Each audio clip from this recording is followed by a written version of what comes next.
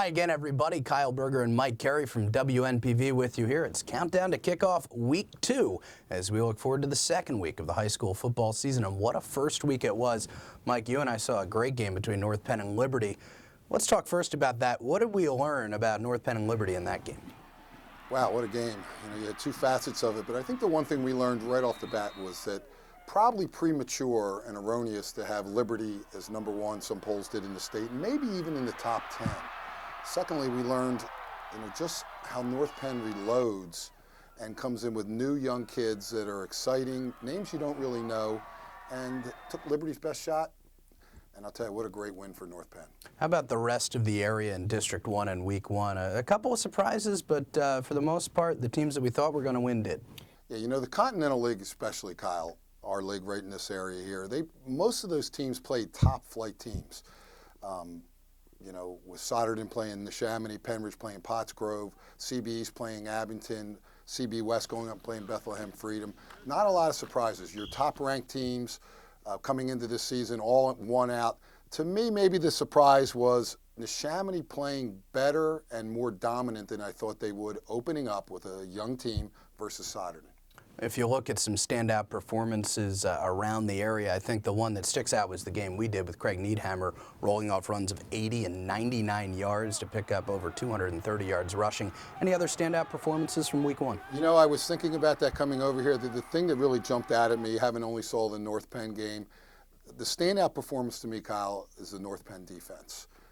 A defense that was beset with youth, had some injuries. As you know, one of their best players did not play in the game.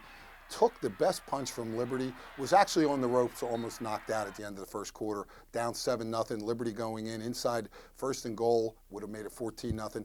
Not only did they take that punch, but they end up coming back, knocking Liberty out. Great team speed, swarming to the ball, and there's not one guy I could pick out. There was so many dominating performances by that defense, and many of them underclassmen. Well, let's look at this week's game, Mike, and that's going to be North Penn and Lansdale Catholic, the crosstown rivalry. If you go back to Week 1 for both these teams, we mentioned the big win for North Penn.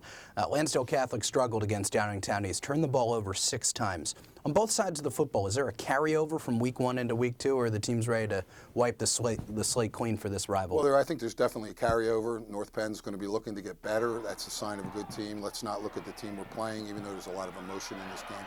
Let's look at the film and try to improve on that. LC's got a lot to prove. They're playing their second Quad A team, and quite honestly, I think it's a real stretch and a long shot for LC. There's just such a mismatch of enrollment. You're talking one of the biggest schools in Quad A versus a school that just moved from AA to AAA. I believe it was 2 years ago. On paper, it looks like a big mismatch for North Penn. Well, with that being said, and with all due respect to Lansdale Catholic and their head coach, Jim Algio, who's in his 42nd year at the school and has a state championship to his credit, what do the Crusaders have to do to keep this game competitive from wire to wire? Well, first of all, you hit it right on the head. One of the best coaches in the area, Jim Algio, a very good program. You're just really, it's David versus Goliath. To have a shot, they got to control the ball and get first downs, keep North Penn's offense off the field, and then play tremendous defense. Is it impossible? No. Improbable? Yes. Well, this is a rivalry that the two schools are separated by less than 5 miles. They used to play on Thanksgiving, much like CB East and CB West used to do, as you well know. Can you compare and contrast these rivalries as far as the intensity between the two schools? You coached in one rivalry, and here's another one. I think there's some similarities. I think the difference that I was thinking about coming over, the East-West thing was one of the biggest rivalries in the country, as was featured by Brent Musburger on Thanksgiving Day in between the Dallas-Detroit game. I think the rivalry loses some luster for both schools when you go away from that Thanksgiving Day where it's a family event. And I think that, North Penn has just grown. Their program's gotten bigger. It attracts more kids coming out. I think Lansdale Catholic gets 45, maybe 50 kids out. You're talking North Penn 120. And I don't want to keep emphasizing this point, but it's almost like a small college program playing a small high school program. Wow, how about that? So North Penn and Lansdale Catholic coming up this week on WNPV 1440 and on the web at WNPV1440.com. Well, we put ourselves out on the line last week with our top 5s. And we're ready to throw ourselves out even more now. We're going top 10. We're doubling our top teams in District 1. So we're going to take a look at my top 10 first, headed into Week 2. My top 10 looks pretty similar at the top from last week. North Penn still holding on to that top spot. My philosophy is they're number 1 as the defending champs until somebody beats them. Number 2, Pennsbury with a big opening week win. They'll stay in the number 2 spot.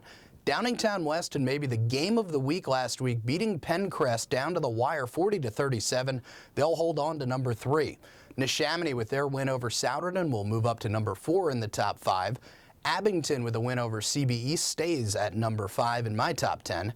And now for the bottom 5. The Ridley Green Raiders, followed by Penncrest after that loss to Downingtown West in the number 7 spot. Quakertown at number 8.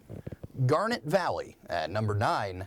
And Downingtown East, fresh off the win over Lansdale Catholic, at number 10. Mike, let's take a look at your top 10. My top 10 is as followed. At the number 1 spot is Pennsbury. Number 2, again, is North Penn, very, very close in the 1 and 2. Number 3 is Neshaminy. Number 4, Abington.